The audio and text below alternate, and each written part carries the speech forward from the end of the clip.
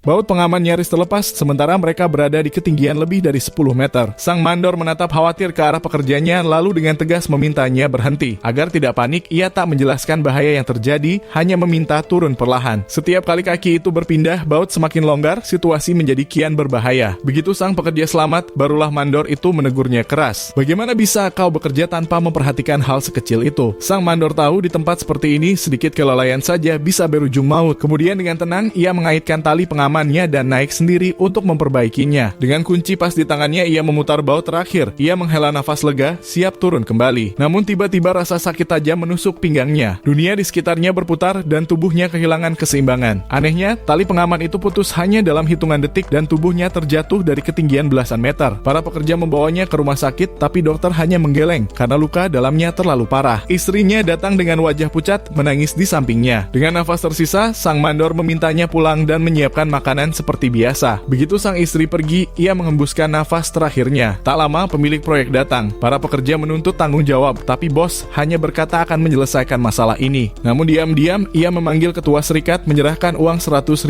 yuan dan memintanya membujuk sang istri agar tidak memperpanjang masalah. Bagi sang bos, nyawa manusia hanya seharga segepok uang. Tentu saja pekerja itu menolak, mengingatkan bahwa bos juga berasal dari desa dan hidupnya dibangun dari keringat buruh. Namun sang bos malah menambah uangnya, ia mengira masih kurang. Tanpa disadari, sang istri mendengar semuanya dan menatapnya dingin berkata, "Menurutmu, nyawa bisa dibeli dengan uang?" Penyelidikan pun dimulai. Hasilnya, penyebab jatuhnya sang mandor adalah sabuk pengaman palsu yang dibeli sang bos untuk menghemat biaya. Takut dipenjara, ia berpura-pura menyesal dan menawarkan kompensasi besar. Lalu menipu ketua serikat itu agar menandatangani kontrak pembelian atas namanya sendiri. Tanpa curiga, kontrak itu ditandatangani. Dan tak lama setelah itu, polisi datang dan menangkapnya sebagai tersangka. Rekan-rekannya tahu ia dijebak, namun mereka tak bisa berbuat banyak karena dokumen resmi sudah mencantumkan tanda tangannya. Tapi keberuntungan berpihak padanya. Sebuah rekaman CCTV dari sebuah bar menunjukkan bahwa kontrak itu sebenarnya ditandatangani sendiri oleh sang bos. Dengan bukti itu, ketua serikat tersebut akhirnya dibebaskan. Sayangnya sebelum kebenaran sepenuhnya terungkap, bos itu sudah lebih dulu menyuap bawahannya untuk mengaku sebagai pelaku dan menanggung seluruh kesalahan. Melihat kelicikan itu, para pekerja memilih mengundurkan diri satu persatu. Untuk mengenang sang mandor yang gugur, mereka mengumpulkan uang bersama untuk diserahkan kepada keluarganya. Tak lama kemudian, perusahaan induk mengetahui seluruh kebenaran dan membatalkan kerjasama dengan sang bos. Tanpa dukungan perusahaan besar, ia kehilangan semua proyek dan reputasinya hancur. Pada akhirnya, dunia ini selalu punya cara sendiri untuk menegakkan keadilan. Apapun yang dilakukan tanpa hati nurani, cepat atau lambat, balasannya pasti datang.